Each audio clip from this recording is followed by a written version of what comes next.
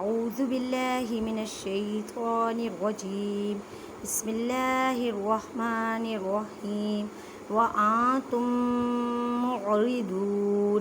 اب دیکھیں نون ساکن کے بعد تا ہے اور تا حروف اقفا میں سے ہے۔ اقفا کا قاعدہ کریں گے مینس کے نون ساکن کی آواز کو چھپانا ہے، ان نہیں کہنا۔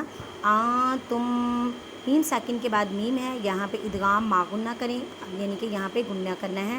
را کو باریک پڑھیں، واو ساکن سے پہلے پیش ہے تو واو مدہ کا قاعدہ کریں۔ وَأَنْتُمْ مُعْرِضُونَ وَإِذْ أَخَذْنَا الف سے پہلے زبر ہے، الف مدہ کا قاعدہ کریں۔ میثاقکم یا ساکن سے پہلے زیر ہے، یا مدہ کا قاعدہ کریں، مینس کے ایک الف کی مقدار میں کھینچ کر پڑھیں۔ الف سے پہلے زبر ہے، الف مدہ کا قاعدہ کریں، الف یعنی کہ ایک الف کی مقدار میں کھینچ کر پڑھیں۔ لا تسفکون دماءکم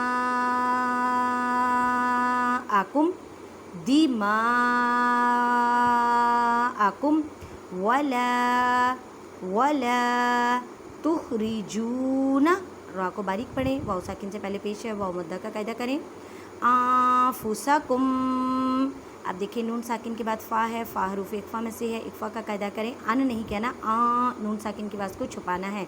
اب میم ساکن کے بعد میم ہے اور یہاں پہ ادغام ما غنہ کا قاعدہ کریں، مینس کے گنہ کرنا ہے۔ انفسکم من دیارکم، نون ساکن کے بعد دال ہے، اقفا کریں، من دیارکم ثم دیکھیں میم مشدد ہے، گنہ کریں۔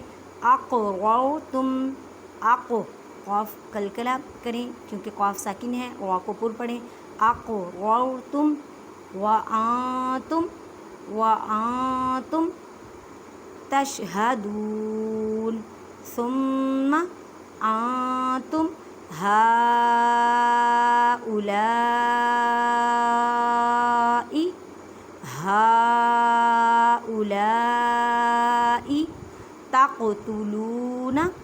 تقتلون أنفسكم وتخرجون فريقا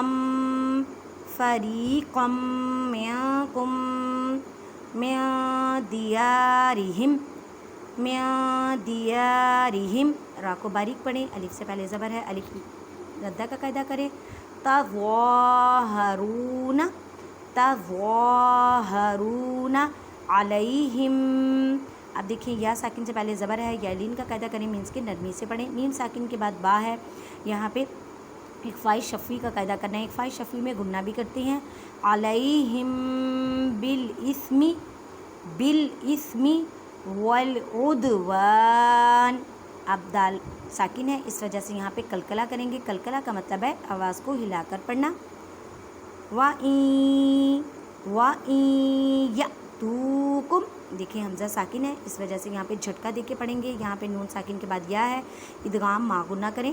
وَإِن یَأْتُوکم أُسَارَىٰ تُفَادُوهُمْ وَهُوَ